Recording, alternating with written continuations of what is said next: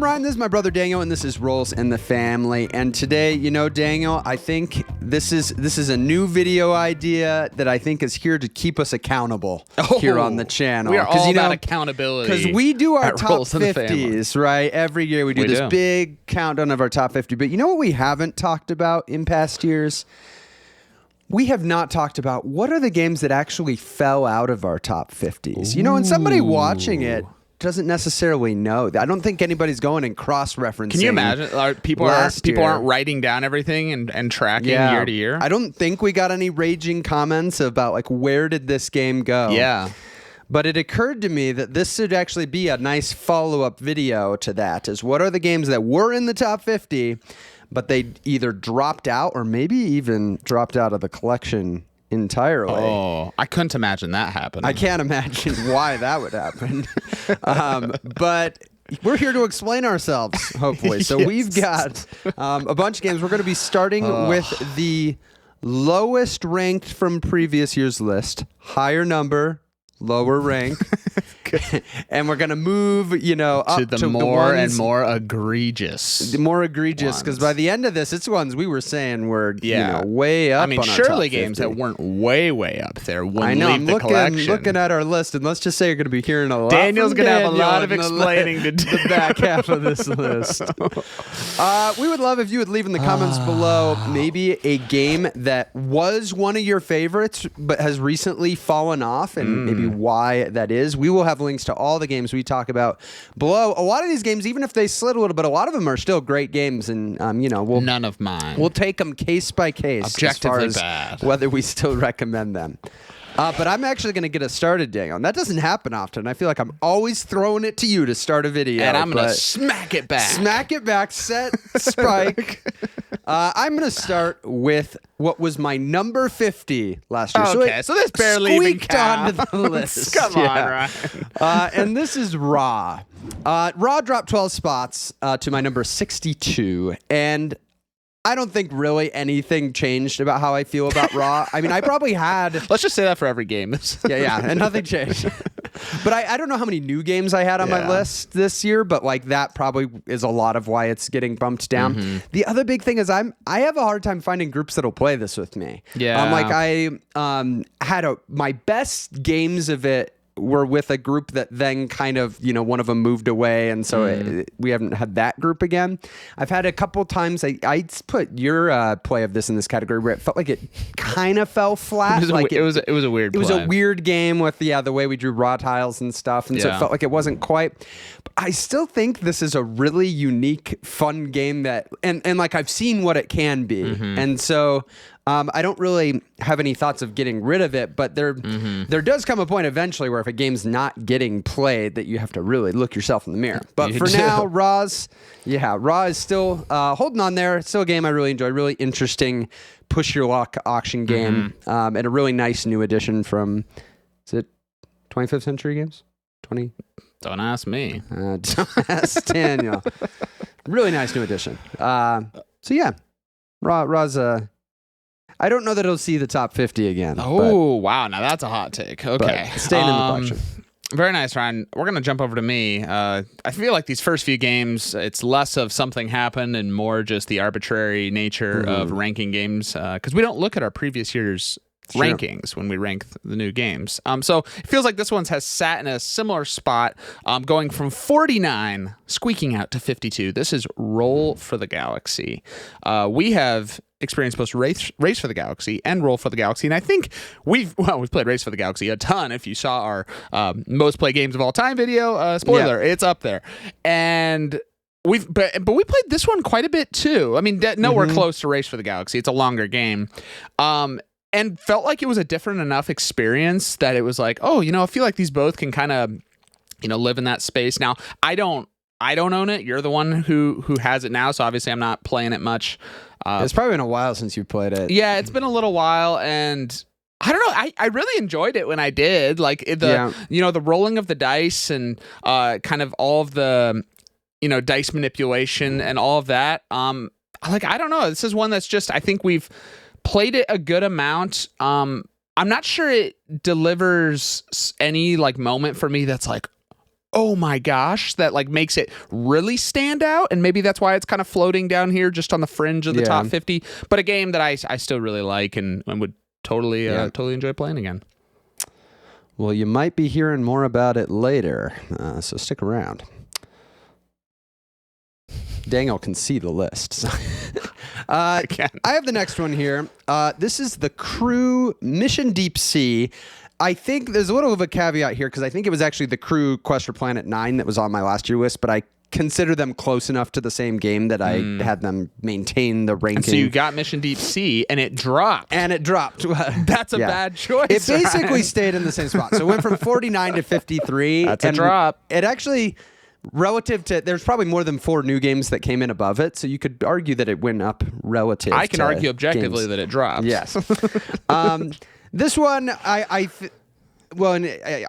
say now that Mission Deep Sea is an even better version of the Crew. I don't know, Ryan. You're feeling kind of the pressure here. Ryan feels the hot seat right now. I really enjoyed the original Crew. I always felt like it was hard to get to the table because I like started these campaigns with specific groups and then didn't necessarily get those groups back. I think Mission Deep Sea really captures everything I loved about that game, injects more variability with the way that the missions work because now there's all these mission cards, and so you get a lot of more variety just from which of those get drawn, not just which mission you do. And so it's a lot easier to just be like, we're just going to replay this mission and get a very different experience every time.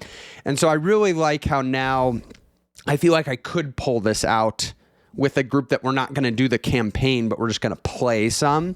Which should hopefully help this get to the table more. Now, it still is a game that like I'm only going to pull out with people who know it's a very trick-taking games because like group.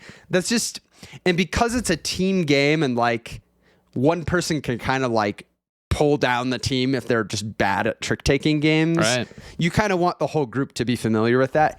And I just don't have that group that often. And then if we pick this game over other games, but I think this is an excellent game. I was gonna get it until I saw this. Yeah, until you saw this data ranking here. Yikes. Yeah. So still just holding on, just dropping slightly out of the top 50. But who knows? Because I have played it since we did these rankings and had really positive plays of it. So maybe this is one that could crawl its way back up there.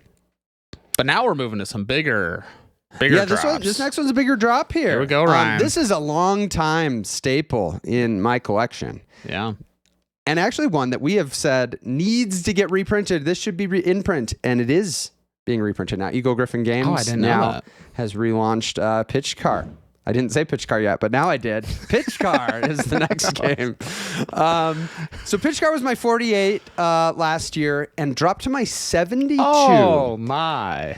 I think this is a combination of a couple things. One, it isn't getting played a whole lot, though, as my son, who I'm, training. You've already got him on Crokinole. Training in the art of Crokinole. Right? We should probably be pulling out a PitchCar.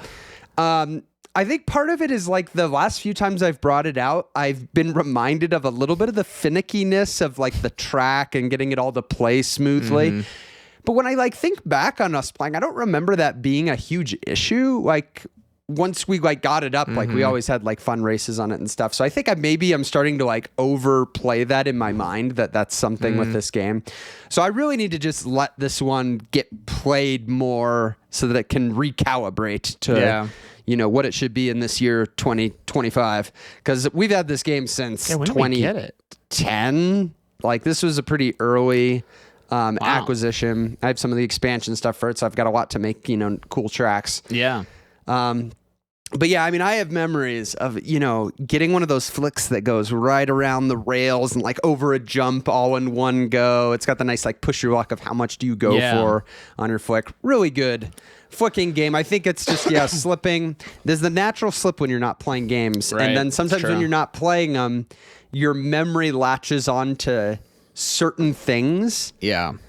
And like, I think because I'm thinking of some of the finicky stuff, that's like weighing it down even more.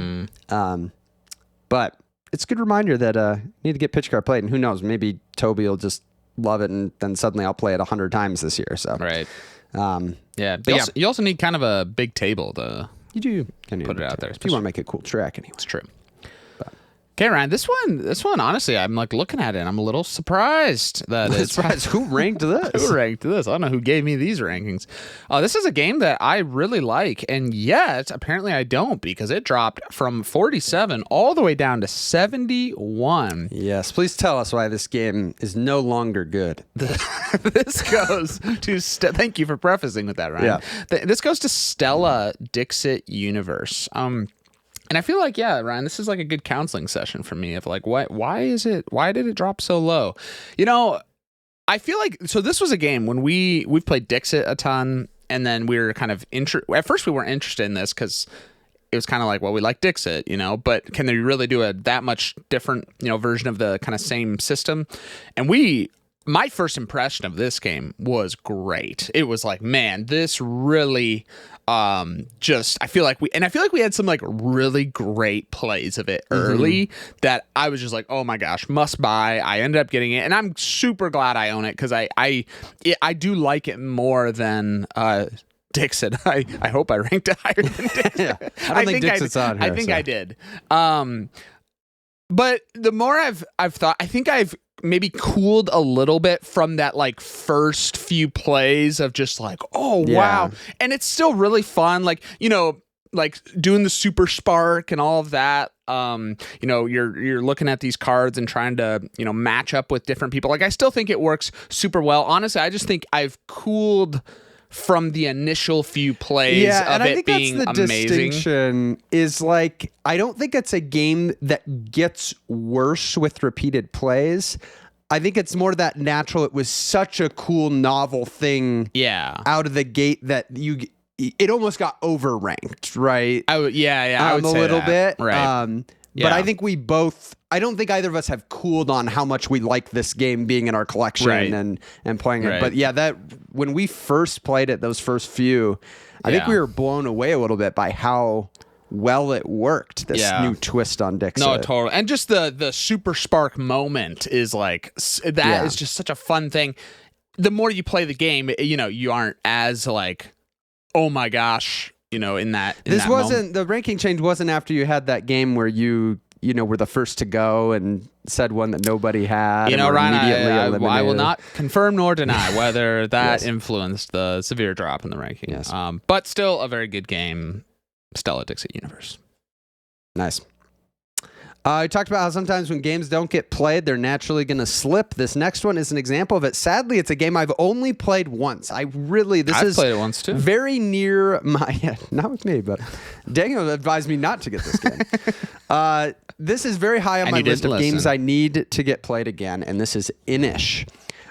It debuted at 47 after my one play of it, and at that point it was like, I don't really know yet, but I had a really good first play of it.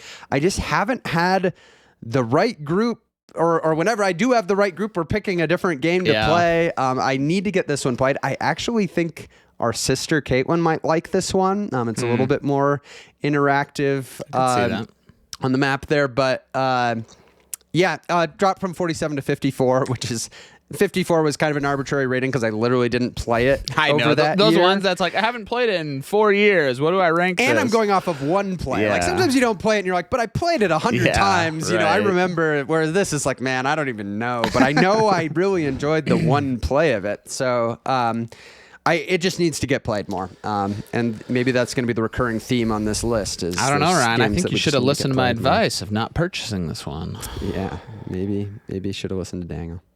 I got a good deal on this one. This was a Facebook Marketplace. You did. Yeah.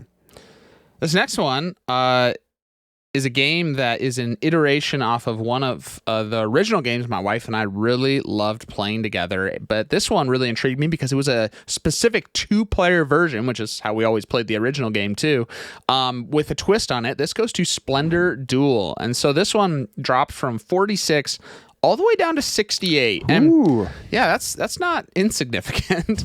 And honestly, I think somewhat justified. I still like Splendor Duel. But honestly, I actually just played Splendor with my wife's family this last week. And I think I just like Splendor better. And you do? I do.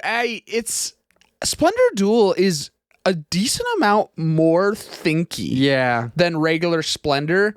Like, and in an interesting way, like the whole, like, you know, which gems to take. There's more going on. And I don't know, there's just something about the purity of Splendor, of just the race, you know, up to just the very clear race that you're, you know, making. Whereas Splendor Duel, there was just more going on. And I don't know, there was a little part of me that's like, I think I just kind of like and I don't know, it's hard when you like, you've played one thing so many times, and so the different thing is kind of like, and it is a weight difference. I think like the Splendor Duel does push you a little more in how you have to think about it.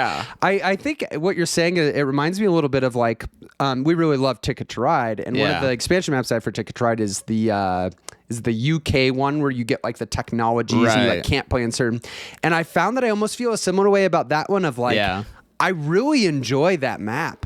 But sometimes if I'm going to play Ticket to Ride, I just want to sit in the comfortable Ticket to Ride and just like play it and not have to like push with these extra systems. Well, because something, and I don't know how much Splendor Duel does this, but you know, if you do something and it's adding more, the game might be shifting into a different space in your collection, you know, whereas Splendor, you know, is much, you know, more just accessible. I think Splendor Duel is one that is it takes a little bit more to, you know, kind of grasp it. I still think it works really well. It's well designed. I think how you choose chips, like that's just an interesting mechanism. So it's all the mechanisms are good. I don't know. The comfort food of Splendor. I mean, I guess it's going to boil down to if you and your wife, when you play 2-player, if you're reaching for Splendor instead of Splendor Duel, that might be the nail in the coffin for Splendor. Because that's the situation. That is literally the situation. And I don't know the answer to that yet. Yeah. To be determined. If it stays on this trend, let's just say. I know, if it keeps dropping 22 spots every year, that is not good. All right. Similar drop I've got here. one that dropped, 17 spots? Mental math. This was my 46 last year. It dropped to 63. Come on, Ryan. This is one that I haven't played in a while, but I've played a ton. This is Cosmic Encounter. So Cosmic Encounter, I've played over 180 times. Most of that was during these college years with this core group that just latched onto that game. It was the golden era of Cosmic Encounter. I mean, there was really nothing like it. Such good memories from that.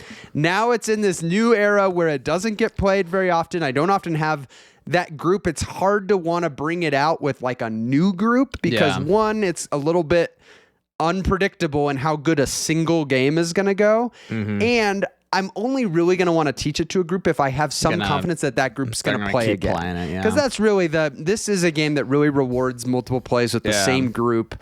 And so I don't often get that. And so this doesn't get played a lot, though it's still such a unique game and one that I get excited about thinking of teaching to people or teaching to kids. Well, that doesn't help. Well, like I'm just saying, like this is a fun game to introduce to people because it is really wild and different. But I just haven't had the right situations to really justify investing in teaching it. And sometimes it's hard when you have such high memories.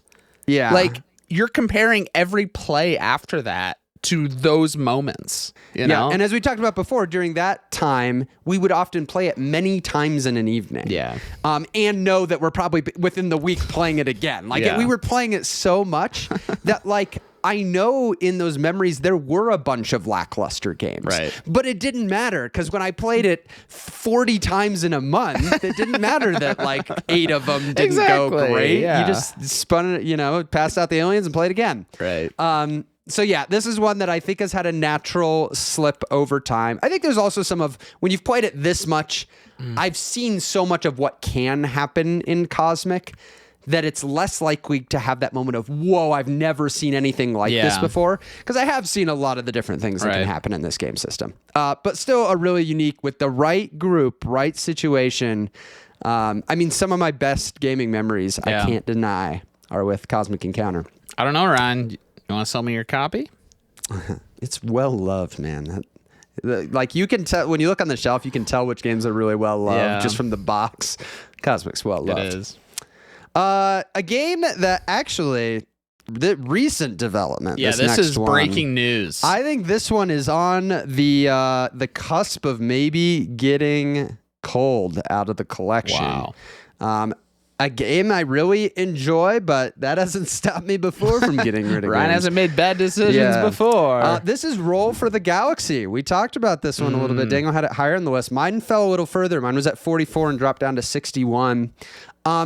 This is a really fun dice-based twist on Race for the Galaxy. I think when we first got it, it was so novel after playing so much Race for the Galaxy. I think you even would have said that you liked Roll for the Galaxy more for a season. I initially did, I was probably pretty close. I think over time it became pretty clear that like, no, Race is still my favorite of these two. But there's a lot of cool things going on in Roll, and I've had a lot of good games of it. But I think I'm finding it's starting to fall into this category for me where we talk about there's games that you really like them, you play them a bunch, but they just kind of finish out their season in your collection. And that's how I'm kind of feeling with this one. And not often are you is this one that you're thinking about, ooh, we gotta play this one. I don't try to get it to the table really actively. And that's kind of the beginning of the end. There are certain situations, I don't have it very often, but if you have like 4 or 5 gamer-minded people and not a lot of time, this is a great option. But I don't have that situation very often, so it's not like... and other games that might fit that. Who knows? Maybe I'll get rid of it and then have that moment and be like, oh, Roll for the Galaxy would have been perfect here. But yeah, it's a game I still rate like an 8 out of 10. But I feel like maybe I just have kind of reached the end of my... We'll see. I haven't 100% made the decision. But this drop from 44 to 61 seems to support the way that I'm trending with that one. Right. Well, my next game, Ryan, is the only game on the list that went from ranked to didn't even include in my rankings, but not because it left my collection. And not because Daniel forgot, which has happened on which is also lists. a very plausible reason. Yeah, that's happened before, and that's been rough. This goes to My City, and this is a kind of a weird situation because we started a My City, campaign, I guess you'd call it, couple years ago, and so then ranked it and really liked it. Like it was really enjoyable, and so had it at 43, and then haven't continued in the past almost 2 years. And so like when I got to doing the rankings, I'm just like, I haven't even finished it. Like it's 2 years ago. It's been so long. I made the arbitrary decision of I am not going to include this one in my rankings currently, because it's just how do you even formulate an opinion on something? So does it have any chance of that group finishing it? Okay, so that's still in play. Because sometimes these things, like life changes, people move, and it's like this will never. Totally. And honestly, we just gotta make it happen. This one, it's a really great game, like so far, and I haven't even, you've played the whole thing? I've played, not the whole thing, we played more.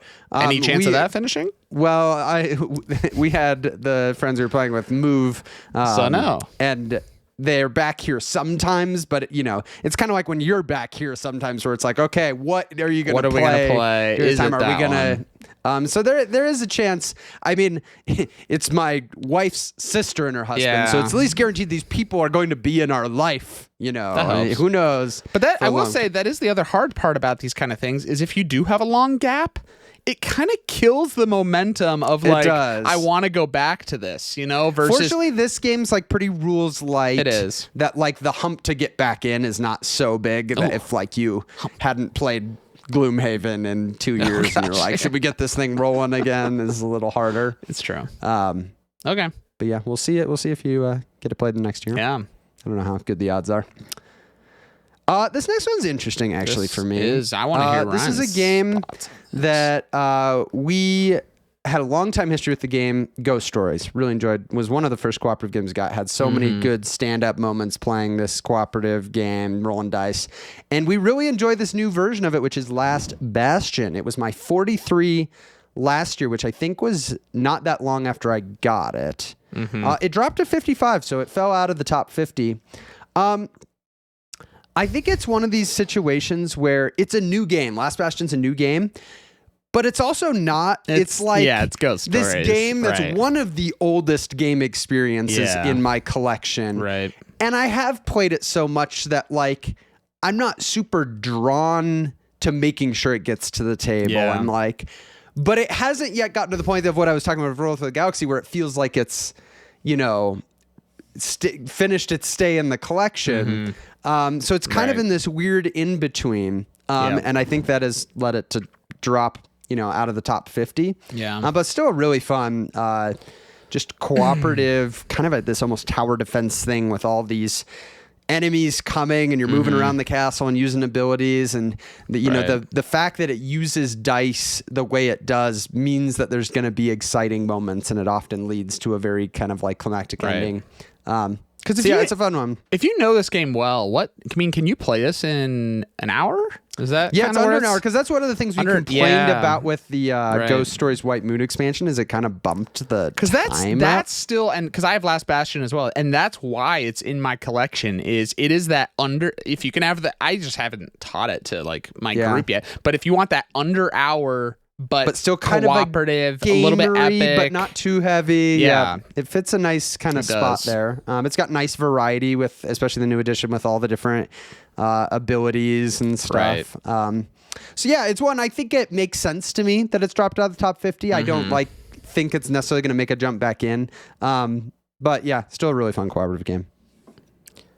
Nice. My next one is, I really don't know. I mean, I don't know. 13's dropped from 41 to 54. That's not huge. This goes to So Clover. And So Clover, man, talk about a game that I think far exceeded our expectations when it came to that has been one of the biggest hits in our family. It really has. And super fun. Game of cooperative where you're trying to write on your Clover a clue for 2 words that are kind of at the center of your Clover, and you write a clue on each side, and then ultimately trying to get the rest of your team, when it gets to your turn, is trying to orient the cards to orient them the way that you had them. And that it just is a system that works so well, so much fun. I think we were surprised at how much fun the team just figuring it out phases, because they're people are talking out loud and arguing for maybe they were thinking this, and because you're trying to get in the mind of the person. And so just super fun group game. I don't know, I think it's been a little while since I've played it. I think I also had a play of it, like it was like maybe 4 of us, and it just didn't quite hit. And so that, when you go into your rankings, oftentimes it's your last few plays are kind of the things that are fresh. And so it had, I think, just cooled a little bit, but still totally it's one of my favorite. It's hard for party games to make the top 50. Yeah, I don't think I had any party games in my top 50. I know I do, but this I think is my 3rd highest party game, something like that. Super fun one still. Yeah, this one does a really good job of getting the group to just have fun talking together. There's other games that even just one, there's a lot of time that's everybody's quiet and somebody guesses, but this is you just have a fun time all just chatting while you're trying to solve. And even as the one who wrote the clues, it's so fun to listen to what people are saying and when you get it, it's exciting. It creates a great dynamic with our family. My next one is probably the closest I have to what you were saying with My City, of where it was probably on that border of where I could have left it out of my rankings, for a similar reason, because it had debuted at number 39 because I had played it a bit. That felt like a premature 39, Ryan. Well, okay, let's talk about it. This is Arkham Horror. This is Arkham Horror, the card game. So all I had played of Arkham Horror, the card game, was the initial 3 games scenario. And that got you to 39. Mission, and I played 2-handed. But you got to understand, I'm coming from Lord of the Rings, the card game, which I've played a ton and is much higher on my list. Right. And so, based on those games, I felt pretty confident about ranking. And honestly, I think that's probably where it still belongs, is up there. But I haven't played it since, because I haven't really been doing as much solo gaming, and that's a little bit more of a heavier solo game experience to do the 2 decks and do everything. I've also realized, man, this game it would be so fun to play with another person and really share that, as you found to be true. Yeah. So I still ranked it, even though I probably shouldn't have, because like it didn't really drop. It kind of is just, it's in like purgatory of games, just waiting to get actually played. Now here's the thing, Daniel. This is recent development. I haven't even told you this. There's a very real possibility that a friend and I next year start playing a campaign of this. Who? Well, I'm not going to name drop here, but is it me? Yeah, you're moving back. No, but I had a friend that reached out actually asking about it, and I was, you know, it was one of those things. It was like, okay, as long as we're okay, that means that like times it probably means we play a little less of other games. Man. But if we're both okay with that, and I was like, you know, the timing might be right. He is like the kind of the perfect, you know, type of person. Yeah, two-player I think is the sweet spot for it. So, assuming that all happens, this could see a real calibration next year. In fact, me ranking it and having it go to 58 this year is setting it up for just a massive jump. Boom. Yeah, we'll see. To the moon. So, Arkham or the card game went from 39 to 58. My next game went from 38 to 59. So you're saying it's exactly like Arkham Horror the card game. This goes to Decrypto. Talk about party games, Ryan. So this one, interesting. I didn't even look at this list ahead of time. Ryan puts this together and I read it live on camera. But I type out exactly what he should say. But this dropped below Clover, which is interesting. They're similar rankings, but very different game experiences. Yeah. And Decrypto is a hard one because it is very hard to have the right group for it and like the right situation. But if you do, and I'm optimistic, Ryan, that coming up here at Christmas, we might have an opportunity again because our siblings, I feel like it's almost tradition at this point to play our game of Decrypto. And when you have that group, this game is incredible. This back and forth of trying to get your team to guess which word of the 4 secret words in front of you, but you're trying to throw off the other team because they're trying to listen and intercept. And like, I'm trying to think of a game I've played where you have this feeling of the other team is on you, like and then you've got to like try to throw them off with like the clue while still also giving your team a word. And when you do, that is like such a satisfying moment. And I just know we've had several plays as a family where, you know, it's a game that escalates every round it goes, and we're just like, oh my gosh, how are we still going? So this game, the high of it is so great. It's just hard to have that, you know, get to the table. And I think the ranking is affected by that. Yeah, it's always hard to rank those games that the ideal scenario is like so great, but it's also so hard to get played. And there's a chance that you might not hit that. You might try it with a group and it's a riskier game. Yeah, with a new group, you almost have to go in being like, we might play this more than once. You know, if the first one goes quick and But yeah, Decrypto, excellent game. It is. And my next one I mentioned earlier in the video, and this is probably the one on my entire list that I'm going to strongly disagree with what I put. Disagree with Daniel. Disagree from 2 months with ago. myself. This goes to Splendor.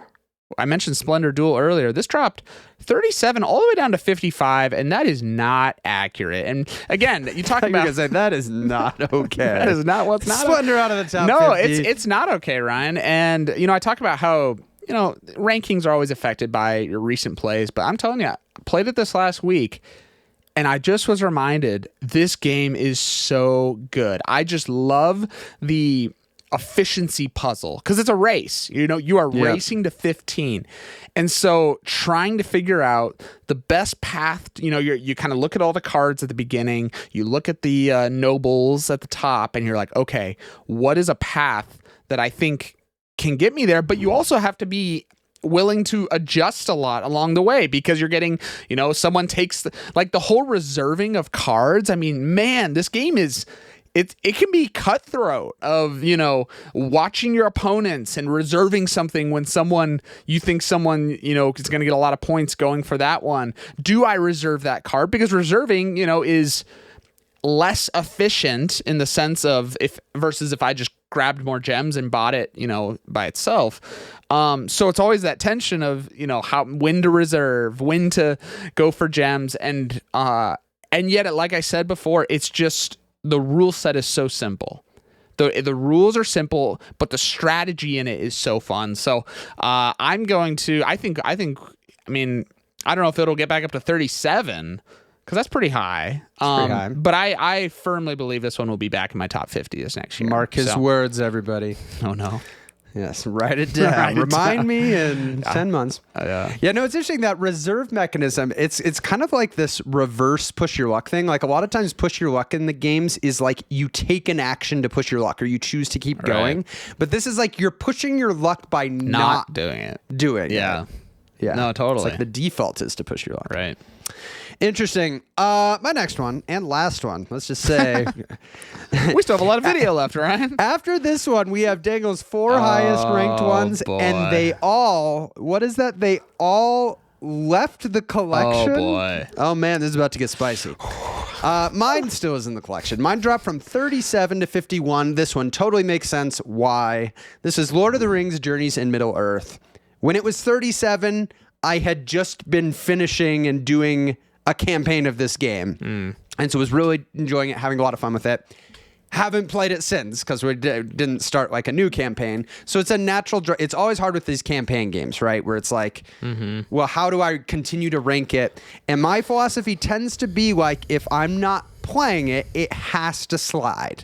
Like, even if that like top experience I know is higher, if it's really that good, like, I should eventually play it more. I feel like a game like TI4 is an exception to that rule. Well, that's different, because that's not like a campaign. That's more just like... Oh, gotcha, campaign. But like, with a I feel like it's a little different with campaigns.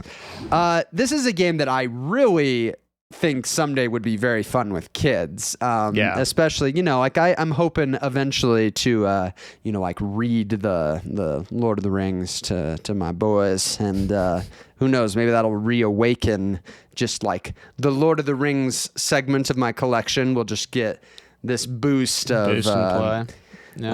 But yeah, this one, I mean, it's so fun. It's kind of a much more adventuring feeling campaign game. Like, it's got some cool mechanisms with the card play and everything, but it's a much lighter, like compared to something like Gloomhaven or whatever, it's just like asking a lot less of you as a player. So it just feels a lot more casual, having fun going through this scenario. It's really cool with how it uses the app to manage a bunch of things. So I had a really fun campaign of this, but it may be a while, honestly, before it gets so... I could see this sliding. Well, here's the thing. Well, it is a little hard with some of the Lord of the Rings stuff. Of like, even if he's ready for it, how much do I want to spoil that universe through games? Now, fortunately, Journeys Middle-earth is like not based on the real story, but it's still got some of the characters and stuff. Versus like, I'm interested in a game like Fate of the Fellowship, which is like literally the plot of the books, and so it's like, well, I probably wouldn't want to play that way, because I really would love to have the books be his introduction to that, but we'll see. Report back here. You can stay subscribed to the channel to hear about my developments on the bringing up my children in the love of the Lord of the Rings universe. Very nice, Ryan. Well, I'll hand it over to Daniel for the next 20 minutes here. So. Well, here's what's weird, Ryan. How is it that the last 4 games here, 1, are all me, and 2, all got cold? Yeah. Like, nothing else on this list got the cold. collection. Everything just slid. But the 4 best ones... Dango, when he replaces a game in his collection, he doesn't mess around. I don't mess around. Yeah, I try to remove my favorite ones first. No, I think 3 out of 4 of these games, it's an example of a really good game potentially being replaced by a game that I think can deliver something like that game, but even more. And this is going to start off with a game that went from 32 to leaving my collection. A game that, this one, honestly, I would say of the 4 of these, honestly hurts the most that I don't have it anymore. This goes to Aeon's End. I feel like I loved Aeon's End. Like, I loved what it was doing. I loved it took like Dominion with, but turned it into this cooperative fighting, a boss. There's tons of like variable, just the nature of it. Like, honestly, this is a game where if I just had someone who loved this game with me, it would still be in my collection. So it wasn't getting played a ton, which was hard. And then it was ultimately and these are two totally different games and totally different weights and all of that, but a game that is also a like build your deck. And then I tried Slay the Spire, which you have, and already I was kind of like Aeon's End. I'm like, it's just not getting played, and so maybe it's better for it to leave my collection. Played Slay the Spire, and I was like, oh my gosh, this is the greatest deck builder I've ever played in my life. Like, it was just blew me away. And so looking at Aeon's End has left, hoping to get Slay the Spire, and but still, honestly, I kind of wish I still had Aeon's End. Yeah, they're definitely a different category. Like, Slay the Spire is a lot longer. No, it's way longer, way heavier, totally different. But I wowould say it's a similar type of other person that you would play those two games with. Right. No, it's true. It's true. No, honestly, I don't know why I got rid of it. So regret. So that's my number 32 to Cold. Then one step above that, a game that was ranked 31. Kind of surprised it was this high. I think I was maybe... This one shone bright right out of the gate. Yeah, I think I really was loving it from the start, and then, I don't know, I kind of cooled fast on it. I feel like a lot of people... Like, I feel like I heard a lot of buzz around this game, and then I have not heard a lot more recently. Yeah, so this is World Wonders, and... This game, there was so much, I think, promise in it. One, I'm always intrigued by games with polyomino elements of, fitting things together. And this game obviously has that. And then you add getting these wonders, which are these like cool 3D wooden things. And so like the board just looked really cool as you're kind of building it out and all of that. It was a game that I ended up just having a few things with it that I didn't love. One, it ended up falling in a weight or a length that was a little bit higher than I was wanting it to. So just a little bit. Yeah, just a little long, a little heavier. Like we played this 5-player, I believe, on a family vacation. And it was like, man, that ended up being like the time that we could have played like one of our... It was like a 2-hour game. Yeah, it was like that is like your prime, your best games need to hit for that. And it was good. We had fun, but it wasn't great. And that was like the I think the other thing with this was I just really had a problem with the wonders. And I know the expansion I think is supposed to help this a little bit, although even the solution there I wasn't like fully satisfied with, because in the base game they're all the same. They just give you a point. Like you get one and it like at first it's like, the way they look visually, it makes you think like, I need to do whatever possible to get this wonder because look how cool it is. And then you realize what it's actually giving you and you're like, oh, I mean, it's good. It's like a little sprinkle of points. It's like it's a couple points or something like that. Like, I think it would have been amazing if the wonders had like a variable power or something like. Though you'd be pushing the weight even higher. Or score. Well, but maybe it would deliver more at that weight of like a variable scoring based off what's next to it, something like that. So it ended up it was a little underwhelming of what was actually. How it was actually scoring and all of that. So I ended up kind of just realizing I'm not as huge on it anymore. Yeah, and I really enjoyed my play of this one, actually. I think I only played it once. Yeah, that one time. But I was at a point where I was waiting for Planet Unknown to come, and Planet Unknown that's came. The other thing. Really enjoyed Planet Unknown. But I was at a point where it was like, if Planet Unknown hadn't landed the way I wanted it to, I was actually considering getting this one to fit that kind of... No, it's a really... I mean, it's a really good game. But that was the other thing. I played Planet Unknown, and I mean, it wasn't even close for me. Planet Unknown was... You threw a simultaneous play in. It's simultaneous play. The building out was more fun. The integration with the tracks, like it... I love that game. So that was the other kind of nail in the coffin. You have that one now, don't you? I do. And the Supermoon expansion. So. Oh, wow. I still haven't played with the expansion. Yeah. I actually just played PlayerUnknown last night. Did you win? Two-player game. I did. There you go. No one cares. Okay, Ryan. Back to me. We're into Daniel's top 20 from last. And my number one game that got cold. No. This next game, you love this game. You just played this game actually recently. Yeah, this is a really good game. This is Ryan and I love the Uwe Rosenberg games. Some of our favorites are in that space, and this is a big one in that space that both of us have loved. Although I think now that time has, clearly because I got rid of it, but now that time has gone, I've seen that you've really, I think, latched onto it more long term. Yeah, we probably are a bigger gap on this than most. It is kind of large as far as how we feel about this. This goes to A Feast for Odin.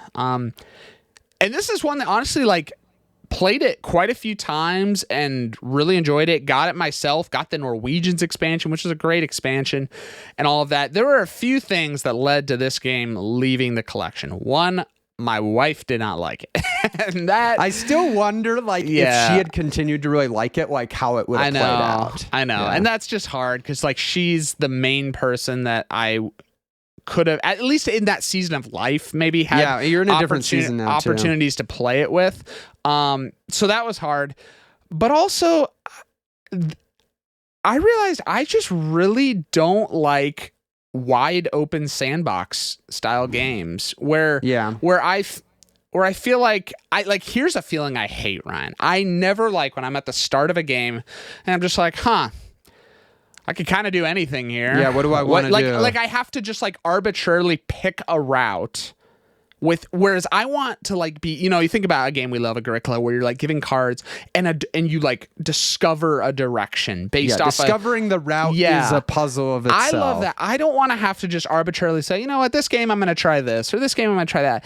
And I just felt that a little too much in this one. Now, the game is great in terms of the whole fitting pieces together, going up on the, and I think I also just wasn't very good at it. I didn't know when to grab islands or, there's a lot going on in this one. That's another hard thing. This one felt like it was at a weight that was above even some of my for me, I think of Terraforming Mars. This is above that for. Yeah, we I think where we have this on our website and stuff, we would say this is a high complexity versus Agricola and Terraforming Mars. So a medium it just high. it felt like a burden to get out get out and teach and at some point a game is just, it has that much of a burden that it's just not getting played. Between that, my wife not loving it, and me just having a few things, I was like, we talk about the cards as well, are just okay, they're fine. But what's kind of funny is we actually have the same complaints about this game. My complaints of the games are exactly what you're talking about, being a little too sandboxy. It's just for me the experience the game delivers overcomes it to the point where it's still one of my favorite games. People talk about the term flawed masterpiece, what's a game that you acknowledge that there's flaws in it or whatever. This feels a little bit in that category for me of I see things that I can point to and be I don't love how this works in that game, but it still, I just have so much fun playing it. And I would if you said, hey Daniel, we're gonna play Feast for Odin, I would have a great time. You'd probably say, why would we do that when there's so many other games? I would also say that. Yeah. But a game that in this particular hypothetical where you would hypothetically say. Yes. Where this hypothetical where none of those other games exist. Oh, right. Asking if you want to play Feast for Odin. That's right. Well, Ryan, this game one higher than A Feast for Odin that I got rid from my collection, but this one, I guess Feast for Odin was the only one that didn't have a direct replacement. Yeah. Which maybe says something about it. But this one is a game that I really loved it when I first played it. Like I've played games that kind of are in this hybrid realm, you know, I think of like Scythe or something like that. And this one kind of lives in that space of this kind of hybrid workers, but also there's combat and all of that. This goes to Dwellings of Eldervale, which was, I think, debuted at 18, which, I mean, that's pretty high. And man, the system in this game was just so cool. This whole, like, you're putting workers out onto this, you know, interactive map of, like, you know, there's other people out there and you're taking actions, but also you can go out and there's like combat that can happen, but then you're taking workers back and you're building up like kind of a like action selection for when you're taking your workers back, and there's, you know, you got a kind of unique player power and all that. So all of that was really cool, and I had no intention of getting rid of this game. It was like, this was fun. My play with you was a little weird. I don't think you had a great first game with that. But it was like, I acknowledge that was more my own mistakes than the game. Oh, I acknowledge that too. Yeah. But I was like, yeah, this is one that I think this finally delivered what I was kind of looking for in that space. It felt different enough. But then Andromeda's Edge got released. And, you know, when they say a game is a sequel, forcing gamers everywhere to make a hard decision in their lives. We always ask ourselves, we look at the games in our collection, we say, is this the best version of, you know, for what it's delivering? Is this the best? So I had to, you know, I started watching some reviews of it. And when I listened to the changes that were made, I was very intrigued. You know, it's interesting. Initially, the theme actually, I didn't like it as much. I actually kind of liked the Dwellings of Eldervale kind of fantasy and whatnot. So that actually was a little bit of a downside. But when I started looking through, they just felt like they tightened so many things up in it, and improved a lot of things. And I can't remember all of the changes. I know they made some improvements with combat to make it less likely that you can just, with like one person, you know, defeat someone's thing. They have the whole targeting mechanic, which feels really solid. And I don't know, just like across the board, there were a lot of improvements to the system. I'll say one huge benefit that I don't know if I realized, and I'm receiving it because I got the base version. I didn't get the deluxe version. I'm so happy I did. The box is so much smaller than Dwellings of Eldervale. This is one of my favorite boxes of games I have, because it is on the shelf, it is tight. And gotta love when a big game doesn't need to have a big box. like I'm looking at it right here, Ryan, and like this game is like thinner than, like, you know, Ticket to Ride. You know, it's like, and I'm just like, man, that is so nice to have a game that's just packed, a nice box. The presentation, I think, is beautiful. The board, that was another actually thing I really liked. I like having that board out there. It just looks really great. And I thought, I liked when I played it that it brought the like cards and stuff onto the board. It felt more like cohesive to me of what I needed to look at. I agree. I mean, I know, speaking for me at least, now I had a very like lackluster play of Dwellings of Eldervale because of mistakes were made. But my play of Andromeda's Edge was like way more positive. Like I really did enjoy it a lot. It's one I definitely would be interested in playing again. I know, I haven't gotten it to the table again. It's actually towards the top of like games that I'm like, I got to get my group together to try, because we only played it 2-player. I'd be interested to see like a 3 or 4 player game of that. I think could be a ton of fun. But it's super in both, like, honestly, it's one of those things that's like, if you love Dwellings of Eldervale, like, and just keep I think it, you know. It's one of those things where if Dwellings of Eldervale, if Andromeda's Edge hadn't come out and Dwellings of Eldervale was still in your collection, it probably would have ranked around the same place again. Totally. So yeah, more of a direct replacement. It happens sometimes. Hey, thanks for watching. Hopefully there aren't any games here that we're going to greatly regret. I guess it'd only be Daniel that's regretting. He's the only one that got rid of any of these games. Mine still are sticking around, jockeying for position on next year's list. We've got some other videos here that you can check out on the channel. We will see you in the next one.